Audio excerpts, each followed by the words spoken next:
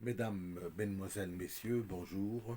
Je suis heureux de vous retrouver pour cette troisième et dernière conférence que je vous ai promis.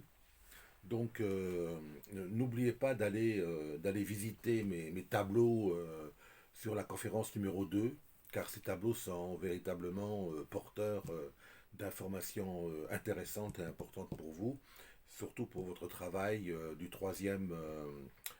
la troisième conférence. Parce que le travail sur la troisième conférence ne sera pas long, hein. Il y aura un petit tableau minuscule, mais c'est un tableau qui va vous permettre d'entrer en contact avec les archives de la nature.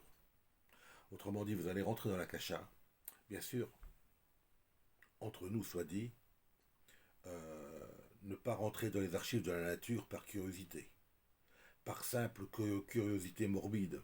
Qu'est-ce que j'ai été, etc. Et j'étais un pharaon, un prince, un roi, etc.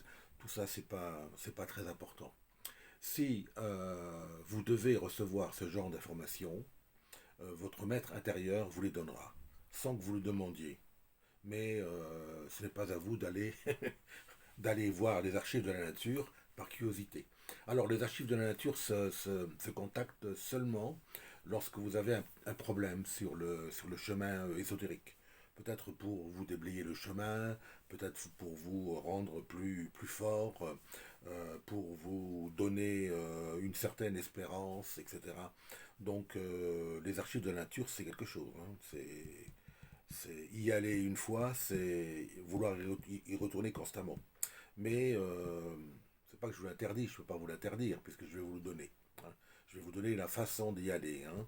Façon d'y aller directe. Et c'est très simple. Très simple.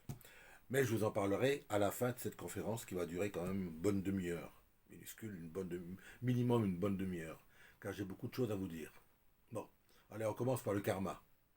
Alors, l'oscillation de la balance universelle, de la justice universelle, c'est-à-dire du karma, euh, a son autorité du niveau 4 de la descente au niveau 10 de la remontée. Bien sûr, lorsque je vous parle du 4 de la descente ou 4 de la remontée, ce 4 ne se situe pas ailleurs que sur Terre. C'est au niveau de votre conscience intérieure que vous avez un niveau 4, que vous arrivez, et vous êtes rempli de richesses matérielles au niveau 4 de la descente. Vous avez toutes les richesses matérielles du monde. À la remontée, vous avez toutes les richesses spirituelles du monde. Et lorsque vous êtes arrivé au niveau 3, c'est le niveau de l'éternité, vous avez retrouvé votre sagesse originelle, qui est énorme. Donc vous êtes soit conscient, vous êtes propre, vous êtes au top niveau. Vous n'avez plus à revenir. Mais beaucoup de ceux qui sont dans le non-retour, on dit qu'ils n'ont plus à revenir, la plupart d'entre eux veulent revenir. Ils veulent revenir pourquoi?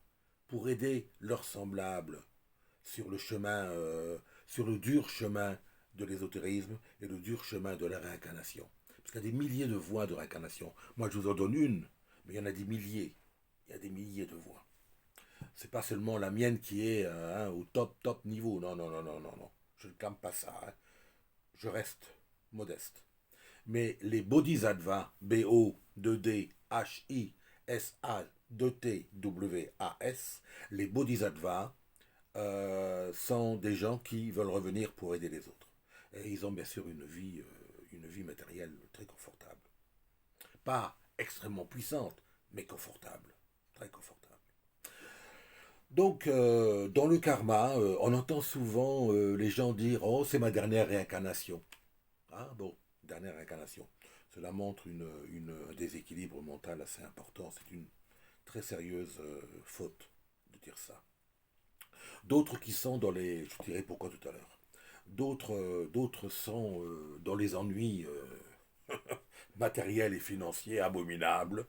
Ils disent: Oh là là, c'est ma dernière. Mais ils n'ont pas compris qu'ils doivent savoir une chose, que si c'est leur dernière, ils sont en train de remonter. Donc, hein. Ils ont passé l'initiation invisible du Nadir, et ils sont en train de remonter. Au niveau 6, Ils ont la guérison sur tous les gens qu'ils veulent, qu'ils désirent, à distance, qu'ils soient à 10 000 km ou à 5 km, c'est pareil. Hein, ou qu'ils soient face à eux, c'est pareil. Ils ont le don de guérison sur l'ensemble du corps du genre humain. Et au niveau 4, ils ont le pouvoir sur les 4 éléments. La terre, l'eau, l'air, le feu. Donc ce sont des maîtres véritablement déjà, des maîtres à penser et qui sont véritablement au top niveau. Donc il faut savoir aussi que dans le karma, il y a des gens qui se méprennent un petit peu des commandements, des commandements de la Fama Fraternitatis. Je vous en ai parlé la première fois, et je vous aurais parlé plus souvent, déjà plus souvent, 2 fois je vous en ai parlé. Et je vous en reparlerai aujourd'hui, parce que la Fama Fraternitatis, qui est sortie en 1614, qui a été écrite par Jean-Valentin André, qui est né en 1586 et mort en 1654, a écrit un livre fabuleux, La Fama Fraternitatis. Je vous incite aussi à lire la Confessio Fraternitatis. Et le troisième livre, 1516, 1515 et 1516, les notes chimiques de Christian Rosenkreutz. Vous savez, le Christian Rosenkreutz dont je vous ai parlé, le Rose-Croix, légendaire, qui vécut au XIVe siècle et qui mourut et on fixa sur sa tombe le, oui, le dicton suivant, vous me retrouverez dans 120 ans. Et le jour où ils l'ont retrouvé 120 ans après, en 1604, cela faisait 120 ans qu'il était mort. Donc c'était vraiment un grand et qui voyait très très loin. Mais bon, revenons au karma. Donc le karma, donc il y a beaucoup de gens qui crient et qui hurlent partout. J'en ai vu dans mes conférences des gens qui disent, oh, vous savez, bon, ça c'est ma dernière réincarnation. Bon, ils doivent savoir, ils doivent connaître quand même le niveau 6 et le niveau, pardon, excusez-moi, et le niveau 4 dans la remontée. Hein. Qu'est-ce que cela induit? Cela induit une puissance quand même remarquable au niveau des soins et au niveau des 4 éléments. La maîtrise des 4 éléments, c'est quelque chose de très sérieux. Dire que vous êtes en pleine mer, il y a un ouragan pas possible, il y a une force dévastatrice au niveau de la mer. Vous êtes à même de commander à la mer, à l'océan de s'arrêter.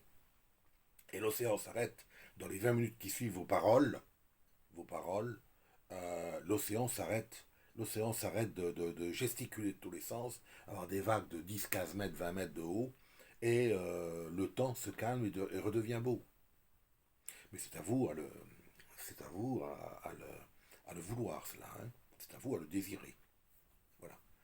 Donc, ce sont des choses que vous apprenez lorsque vous revenez vers le niveau 3, le niveau de la sagesse universelle, l'homme réintégré, le soi conscient, le manas le manas supérieur qui a rejoint l'atma et Bouddhi. Vous verrez ça dans l'hindouisme, c'est très intéressant, très très intéressant, fabuleux. L'hindouisme, c'est quelque chose de remarquable, hein. Remarquable parce que ce n'est pas contradictoire par rapport au christianisme et c'est complémentaire, c'est beaucoup complémentaire. Vous apprendrez des choses extraordinaires, surtout dans les darsanas hindous. Les darsanas Vaisheshika, Nyaya, Sankhya, Vedanta, Yoga, etc. Vous apprendrez des choses remarquables. Remarquables. Je vous incite à y aller si vous êtes curieux. Hein, si vous êtes curieux. Si vous ne l'êtes pas, allez dans les archives de la nature, mais pas par curiosité. Donc, pas par curiosité.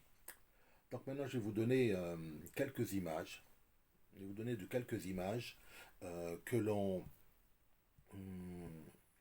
capte dans ses rêves et qui nous indiquent à quel niveau l'on peut être.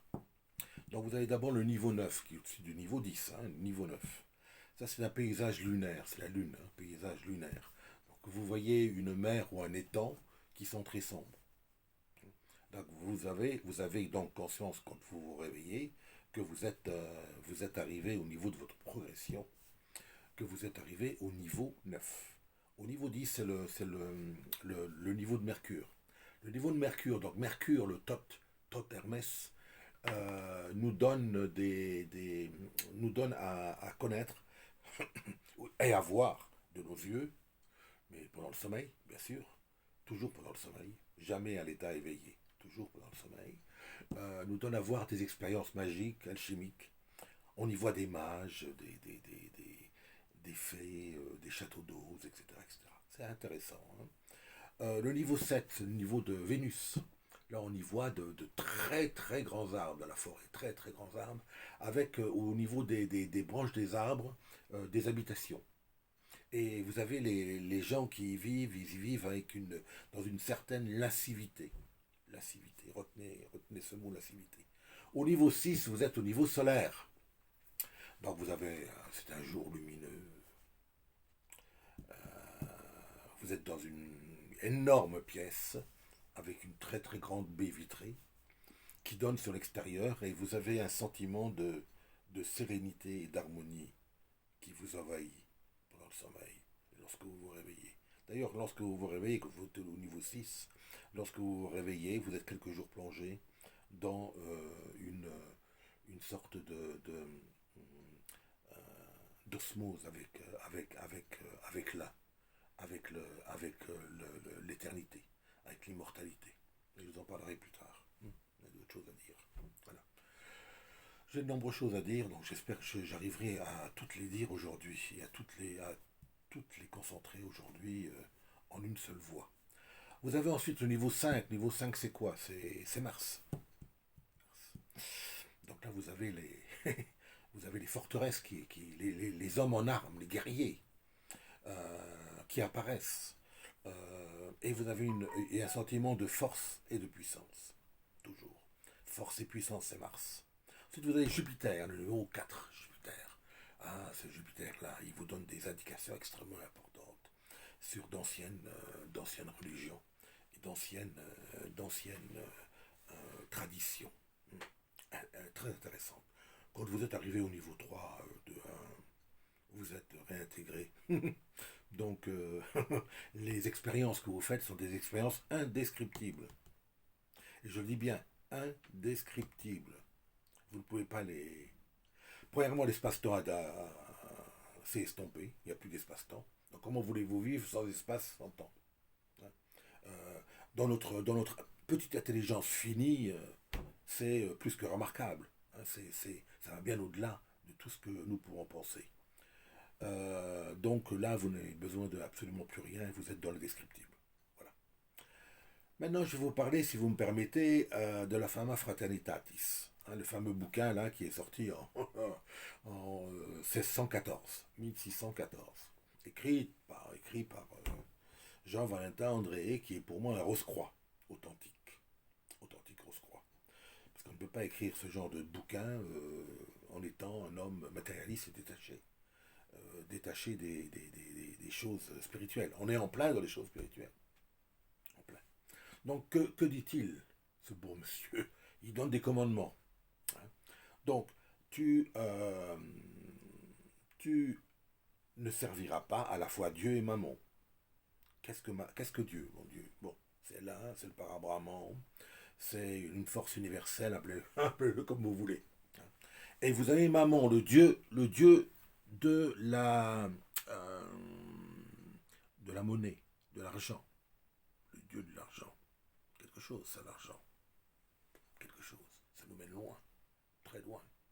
Et ça peut nous mener à faire des folies, à commettre des meurtres, à commettre des choses épouvantables. Tu ne serviras pas, tu ne vendras pas, pardon, parce que serviras pas, c'est le premier commandement, Dieu et Maman. Tu ne vendras pas le don de Dieu. C'est-à-dire que lorsque vous avez un pouvoir, que Dieu vous a donné un pouvoir, il faut le remercier pour ce pouvoir et ne pas en abuser, ne pas le vendre aux autres. Dire, écoutez, je suis prêt à vous soigner, mais vous allez me donner, je sais pas moi, 100 000 euros. Non, ça se fait pas. Premièrement, ça se fait pas. Deuxièmement, vous allez perdre ce pouvoir très rapidement. En 10 jours, vous n'avez plus de pouvoir, vous n'avez plus rien. Vous n'avez que l'ombre de pouvoir. L'ombre de pouvoir. Alors là, vous savez, bon, hein, c'est la petite chanson, etc., etc. Après moi, les cafards. Après moi, les cafards. Donc, vous avez un troisième commandement, qui est le commandement, tu ne subventionneras ni hôpitaux, ni églises. Les hôpitaux n'ont pas besoin de vous. Ils ont besoin de vous, ils ont besoin de l'État, etc. Ok. Vos, vos taxes, les taxes que vous payez chaque mois et chaque année, vont dans les hôpitaux. Une petite partie. Hein. Il est vrai que, bon, beaucoup vont dans les poches de certaines personnes un petit peu comme ça, un petit peu espiègle, pour être gentil avec elles. Mais bon, ces personnes auront à rendre service à Dieu car le karma s'inscrit. Toute vague, tout petit oiseau qui meurt, toute, toute petite parole blessante s'inscrit dans le karma. Que vous le vouliez ou non, c'est automatique. Automatique. Après, tu ne subventionneras ni hôpitaux, ni églises. Si tu pratiques une religion, pratique celle de ton pays. Si tu es né en Europe, par exemple, c'est la religion chrétienne qui commande ici et qui régit les âmes, du moins jusqu'à maintenant. Nous verrons plus tard. Je pourrais vous parler également, je pourrais vous faire une conférence un jour sur ce que je ressens pour l'avenir. Mais bon, je verrai plus tard comment je vais le faire. Donc, tu pratiqueras la religion de ton pays. Si tu es dans une religion solaire, comme la religion chrétienne, tu ne vas pas retourner à la religion musulmane, qui est une très belle religion, mais qui est une religion lunaire. Autrement dit, le soleil étant supérieur à la lune, il y a une supériorité là qui est un petit peu, bon, un petit peu spéciale. C'est à vous d'y penser. Donc, je vous le dis parce qu'on ne le dit pas souvent. Rares sont les gens, les philosophes, les théologiens qui le disent. Ça va. Maintenant, si tu t'habilles, tu t'habilleras, tu porteras le vêtement de ton pays. Tu ne vas pas t'habiller en esquimau si tu es ici en France. Tu ne vas pas t'habiller avec une djellaba, par exemple. Hein. Bon, si tu vas faire un petit tour au Maroc, un petit tour au Sénégal, tu peux mettre éventuellement une djellaba. Tu auras moins chaud comme ça et tu seras beaucoup mieux. Mais bon, tu porteras le vêtement de ton pays. Hein. Ok. Vêtement de ton pays. Sixième commandement, tu ne démontreras pas la doctrine ésotérique par des miracles. En aucun cas. Là, écoutez, c'est pas que je vous l'interdis, parce que je ne peux pas vous l'interdire, mais si vous avez un jour quelques petites notions de force intérieure et que vous êtes capable de faire des miracles, je vous en supplie à genoux, n'en abusez pas. N'en abusez pas et ne faites pas de démonstration. Parce que les gens sont avides de démonstration. Mais si vous faites une démonstration que ça ne leur plaît pas, ils sont capables de vous écarteler. Donc faites attention. Hein.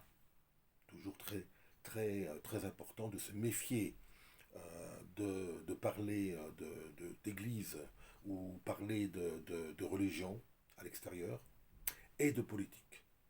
Donc ce sont des choses qui doivent être lointaines par rapport à vous, car vous avez d'autres choses, bien d'autres choses à accomplir dans votre destin. Le dernier commandement de la femme à fraternitatis, tu n'auras ni maître, ni serviteur. Tu as un maître, un seul maître. Quel est-il? C'est l'Aneshama, c'est la Yeshida, c'est le maître intérieur, le Saint-Ange gardien, celui qui vient dans l'école de la nuit te donner des enseignements, nocturnes importants, très importants, qui dépassent l'entendement. Je vous en parlerai tout à l'heure, très bientôt d'ailleurs, très bientôt.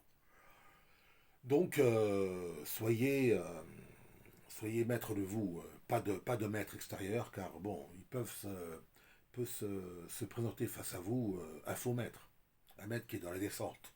Et si vous êtes dans la remontée, vous n'aurez pas besoin de lui.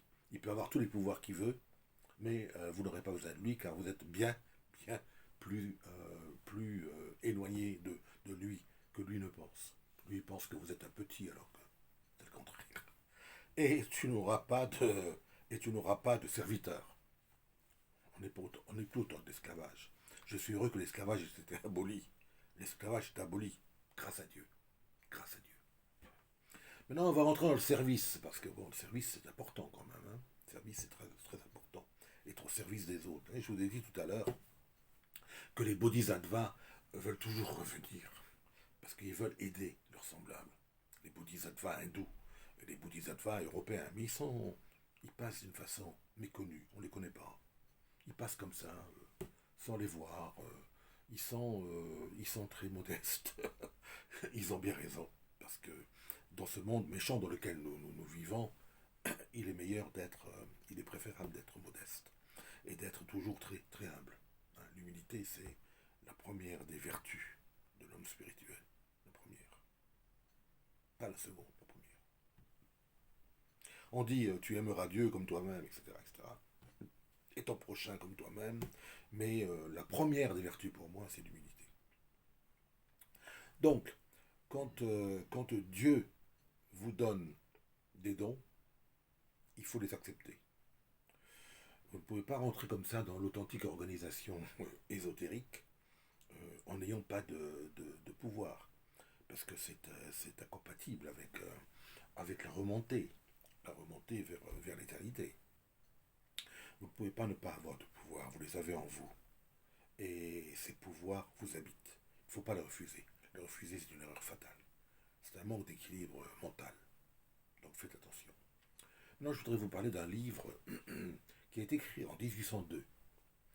Ce livre s'appelle La nuée sur le sanctuaire.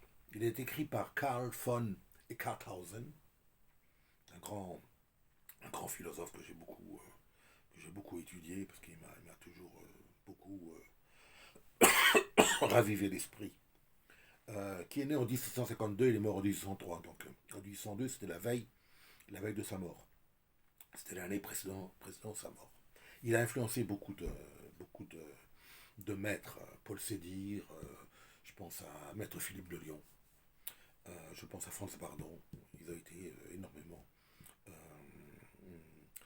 Même Blavatsky en parle. Hein. Ils ont été énormément influencés par ce maître. Pour moi, c'est un maître en philosophie extraordinaire. Alors, il parle de cette école de sagesse. Cette école de sagesse, dit-il, est très très secrète. Pourquoi très très secrète? Parce qu'invisible. Et dominée, régie par le gouvernement divin. Donc, allez chercher cette organisation. Elle est à l'intérieur de vous. Donc, pardon. Si c'est pas à vous de l'exprimer,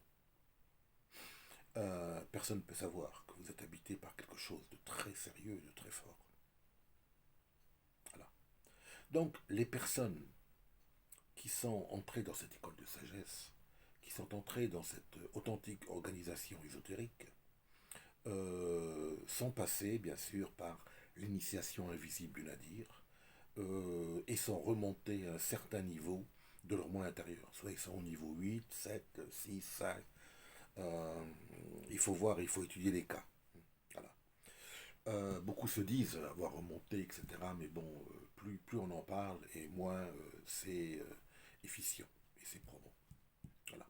Donc ce sont des gens également qui ont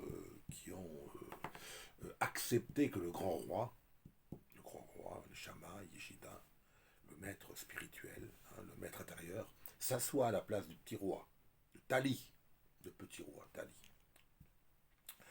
Et ce sont des gens qui sont dans une grande, comment dirais-je, dans une grande humilité. C'est très important l'humilité.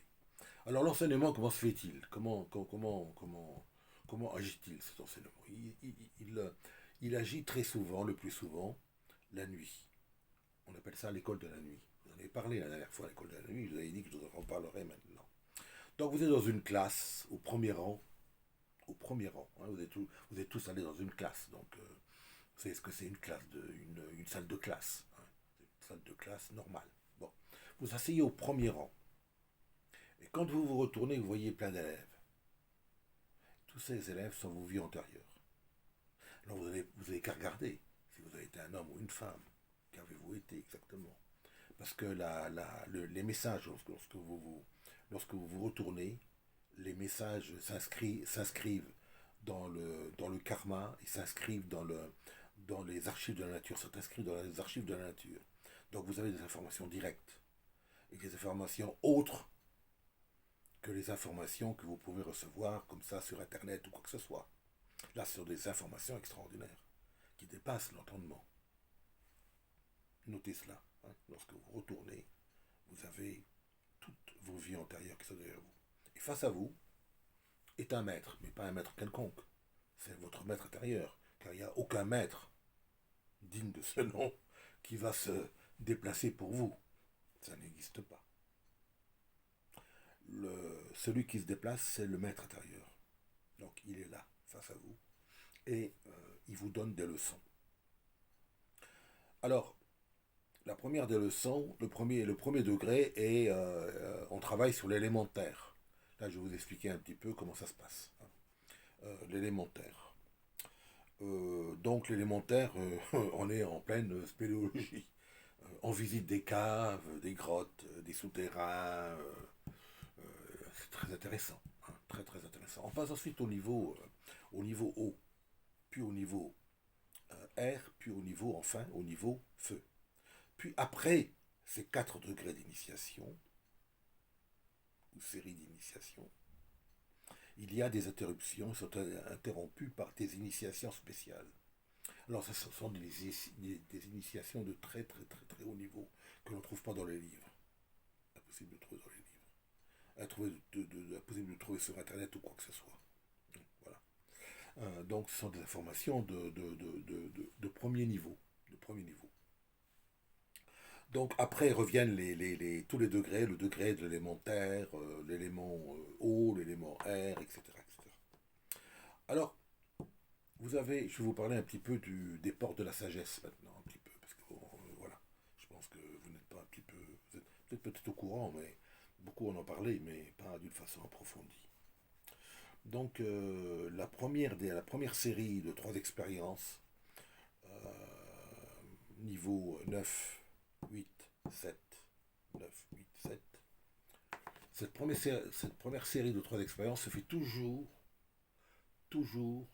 à l'état de veille. Autrement dit, vous êtes à l'état de veille, vous êtes éveillé et vous ne dormez pas. Voilà. Donc vous avez une porte qui vous attire. C'est un aimant terrible. Vous allez vers cette porte. Vous rentrez soit dans une prairie, soit dans une forêt, immense forêt, comme vous n'en avez jamais vu. Ensuite, vous avez des rencontres importantes, des rencontres de gens qui datent des siècles précédents, de 4-5 siècles à l'avance. Donc, vous avez tout intérêt à ne prendre aucun contact avec ces gens. Ne parlez pas à ces gens. De toute façon, eux ne vous verront pas, vous les verrez vous, mais eux ne vous verront pas. Ne pas prendre contact avec ces gens, car prendre contact avec ces gens signifie de très grands soucis après. Je vous en parlerai peut-être un jour. Très grands soucis après. À un moment donné, on voit une église, et on est attiré, comme la mouche sur le miel. On est attiré par cette église. On rentre dans cette église, il y a des prêtresses qui sont en tenue orange. Alors c'est souvent les tenues oranges qui sont très, comment dirais-je, très mémorisantes. Elles se mémorisent très facilement au niveau de votre cerveau, et vous en souvenez. Et c'est à cela que vous pouvez reconnaître que vous avez quand même parcouru 3 niveaux. 3 niveaux. Vous sortez de l'église, et immédiatement après, il y a un événement qui se passe qui fait que vous avez oublié où vous étiez. Vous avez oublié où vous étiez. C'est impossible de se rappeler où nous étions. Impossible. Quand je dis impossible, c'est marqué du sceau de l'absolu. Impossible. Mais, dans les 6 mois à 18 mois plus tard, il y a des transformations importantes qui se passent en vous. Alors, quelles sont-elles? Quelles sont-elles, ces transformations importantes? La Lune, premièrement, puisque vous avez travaillé sur la Lune. La Lune déblaye tous les problèmes sur votre chemin. Tous les problèmes financiers, occultes, les problèmes avec les voisins, etc. Tout s'élimine. Mercure, ensuite, quand vous avez travaillé sur Mercure, Mercure vous fait devenir un Thoth Hermès miniature. C'est quelque chose. Quand vous souvenez de ce qu'est Thoth Hermès, ce qu'est Hermès Trismégiste, Thoth Hermès, le dieu Thoth, avec Hermès, les deux ensemble. C'est une force à pouvoir inimaginable.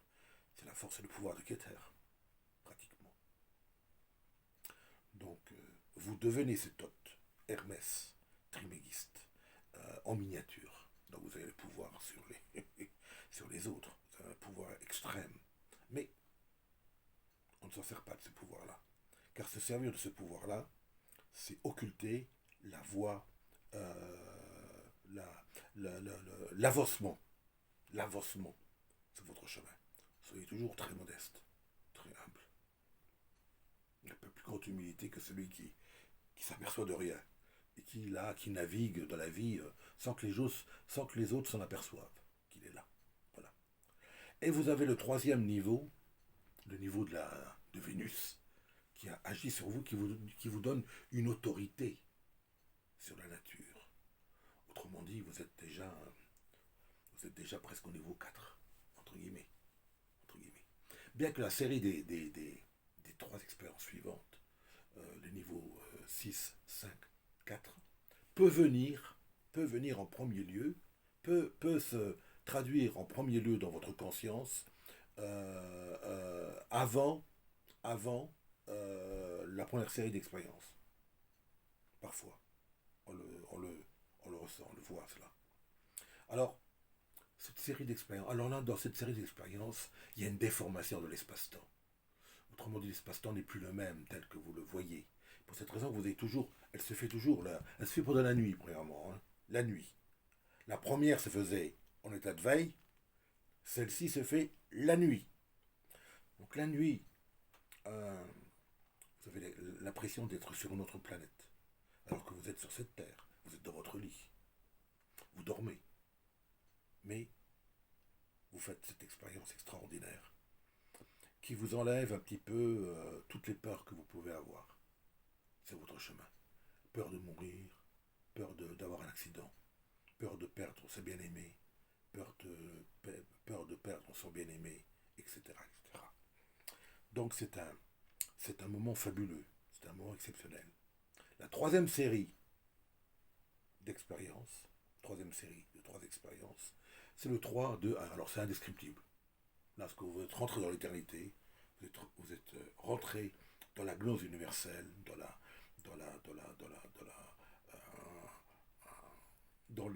dans les origines de la vie, il n'y a plus d'espace-temps. L'espace-temps n'existe plus. Donc pouvez-vous vous imaginer un monde sans espace-temps? Non, possible. Impossible. Beaucoup l'ont essayé. Bon, beaucoup de philosophes ont essayé, mais peu ont compris. Peu ont compris que c'était inimaginable. Donc, vous avez à chaque série, vous avez 3 fois 4. Pourquoi 4? Parce que vous avez les 4 éléments. Hein, la terre, l'eau, l'air et le feu. Les 4 éléments. 3 fois 4, 12. Deuxième série, 3 x 4, 12. Troisième série, 3 x 4, 12. 12, 12, 12, 36. Vous avez une quatrième série. Maintenant, une quatrième série. Qui est, là, je ne l'expliquerai pas parce qu'elle est assez longue et assez difficile à comprendre. C'est une série qui a lieu sur la quintessence des éléments, sur l'équilibre des 4 éléments. Donc, c'est une série de 4 expériences. Donc, 36, on ajoute 4, ça fait 40. Et vous avez enfin une dernière série, cinquième série, cinquième, qui est une série de 10 expériences. On part de la Terre, on continue dans la Terre, mais du niveau 10 au niveau 1. On remonte. Donc c'est une série dont je ne vous parlerai pas non plus, parce que c'est une série assez pas simple à expliquer. Pas simple à expliquer et surtout irréalisable, même si je l'ai expliqué. Si je vous l'ai expliqué d'une façon correcte, extraordinaire, vous ne pourriez pas la faire si vous n'êtes pas arrivé à ce niveau-là. C'est un niveau extraordinaire.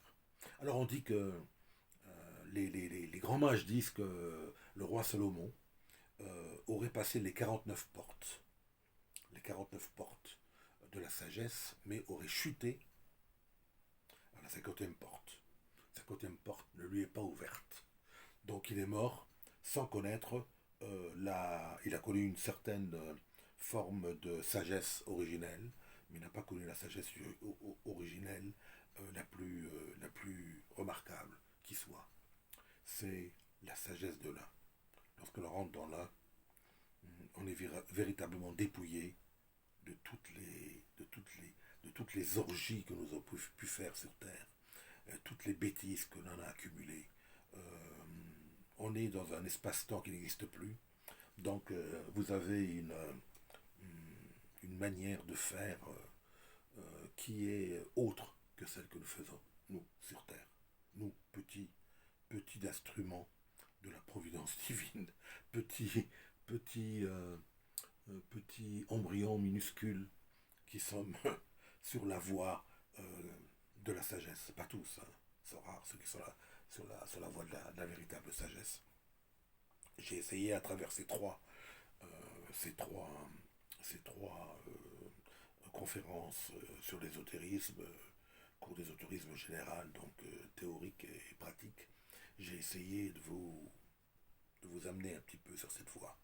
Si j'ai réussi, merci mon Dieu, merci, merci. Vous m'avez pas fait naître pour rien. Voilà. J'en ai presque les larmes aux yeux.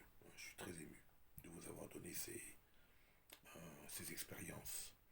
Euh, Maintenant, je vais vous donner l'expérience des archives de la nature. Comment entrer dans les archives de la nature, c'est très simple. Très simple. Vous verrez, je vais vous donner un petit tableau. Ces petits tableaux, il y a 5-6 lignes. Tout est écrit.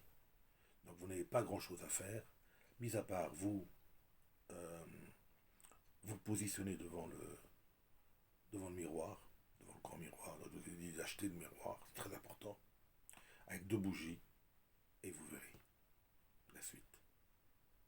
Je reste à votre disposition, n'hésitez pas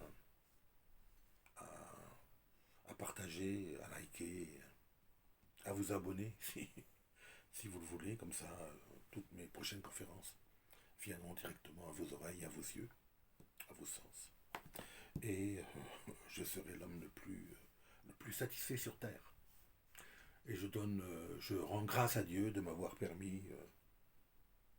Je suis chrétien, catholique, donc je pense au Dieu chrétien de m'avoir permis de faire ces conférences. Parce que je les avais déjà dans la tête depuis un certain temps. Il fallait que je les donne. C'était indispensable. Je suis content, je suis satisfait. Merci à vous. Portez-vous bien. Et je vous embrasse tous. Et à une prochaine vidéoconférence. Bye bye.